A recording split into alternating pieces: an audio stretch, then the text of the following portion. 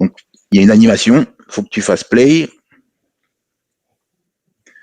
Alors ici, nous sommes sur nos véritables résistants.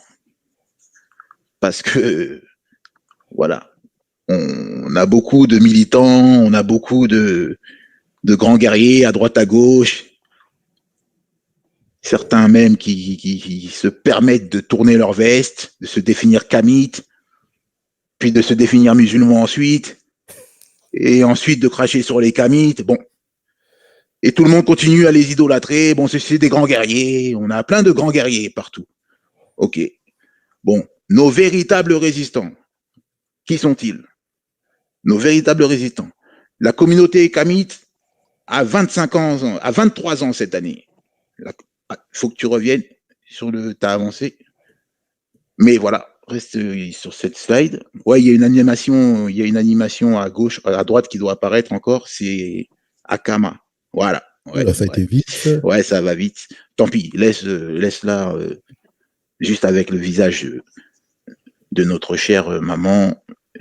Bon, et c'est voilà, laisse comme ça, c'est pas grave. Je vais commenter. Donc nos véritables résistants, la communauté kamite a 23 ans cette année. Comme je l'ai dit, elle a pris naissance avec Sekou Maga et Pierre Nilon vers l'an 2000. Voilà. En dehors de la communauté kamite, personne ne propose une activité économique qui va permettre de valoriser le lien entre le peuple et les véritables résistants du peuple noir. Nos familles, que sont nos familles, nos patriarches, nos reines, nos rois, nos chefs traditionnels, toujours Akama actuellement. C'est eux, nos véritables résistants et personne d'autre. Voilà. On peut bien sûr faire, allez, sur les doigts de la main, en compter une dizaine d'autres de nos grands héros déjà morts, hein, et on peut même lui faire honneur en ajoutant Nusere Kalala Omotunde. Mais voilà, hein, ça se compte, à ma connaissance, sur 2 mains. Hein, et ils sont tous morts. Ils sont tous morts. En dehors de Kama, nos grands héros sont tous morts. Nos grands résistants sont tous morts. Et ils se comptent sur les doigts des 2 mains. Donc il faut que chacun retombe les pieds, retrouve toute sa tête et arrête de se prendre pour je ne sais qui. Nos résistants, ce sont nos familles, nos patriarches, nos reines, nos rois qui vivent actuellement à Kama. Avoir préservé le système de gouvernance ancestrale de Kama, c'est pas rien. C'est pas rien. Je vous dis qu'ils ont dû en baver, comme on dit, hein, pour réussir à faire ça.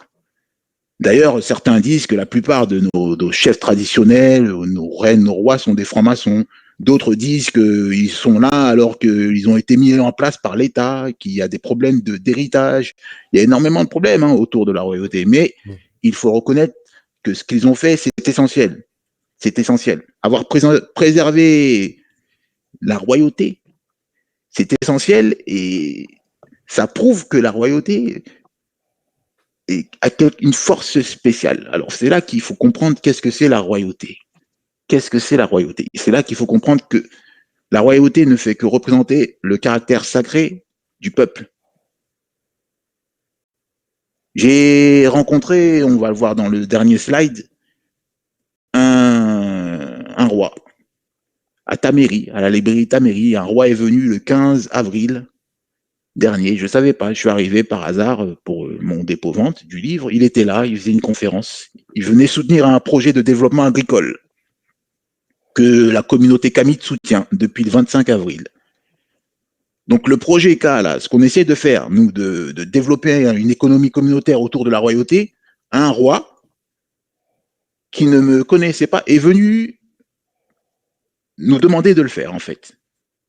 Il a présenté un projet et il nous a dit, je suis roi, portez ce projet pour mon royaume et pour travailler ensemble en communauté, pour l'exodus, hein, pour le retour. Vous aurez droit à une amie à notre disposition des hectares au Bénin, des hectares. On l'aide à les cultiver, on les aide, on aide ceux qui vivent là-bas, les locaux, à les cultiver. et on aura la possibilité d'y aller, de revenir. J'ai participé, je soutiens le projet, j'ai fait une contribution, la même hauteur que la contribution que j'ai vue tout à l'heure, faite pour ta chaîne, 100 euros. J'ai envoyé, j'ai payé déjà et on est 17 à soutenir le projet. Pour le moment, ça a grossi, ça grossit. Et je leur ai demandé l'autorisation de présenter le dernier slide. Et je l'ai eu cet après-midi. Ils m'ont dit oui, tu peux, il faut parler des projets qui réussissent. Parce que j'entends beaucoup, il n'y a pas de projet dans la communauté Kamit, on est tous là à s'enorgueillir, mais c'est pas vrai. C'est pas vrai. Eh ben non, c'est pas vrai. Il y a des projets. Il y a des gens qui cotisent. Le magazine King of King, il y a déjà 16 abonnés. Il n'est pas sorti encore. Parce qu'il faut qu'on soit 12 000. Eh oui. Voilà. Après, comme on dit, la puissance d'une idée ne dépend que de notre audace. Si on prétend porter la croyance du peuple noir, c'est pas 17 personnes qu'on veut fédérer, c'est 12 000. Et tant qu'on n'aura pas fédéré 12 000 personnes autour de la croyance et de la royauté et de nos véritables résistants, le magazine ne sortira pas. Voilà. C'est ça, le projet K. C'est mettre à l'épreuve la croyance, la définition de la croyance qu'on propose. Soit on se trompe et ça marchera pas, soit on se trompe pas et ça finira par marcher. Mais d'ici là, nous n'allons pas tourner notre veste, nous reconvertir à l'islam ou je ne sais quoi. Et voilà, c'est comme ça. Il y a des périodes où c'est dur, il faut se serrer les coudes, il faut pas prendre l'argent d'un mécène et tourner sa veste.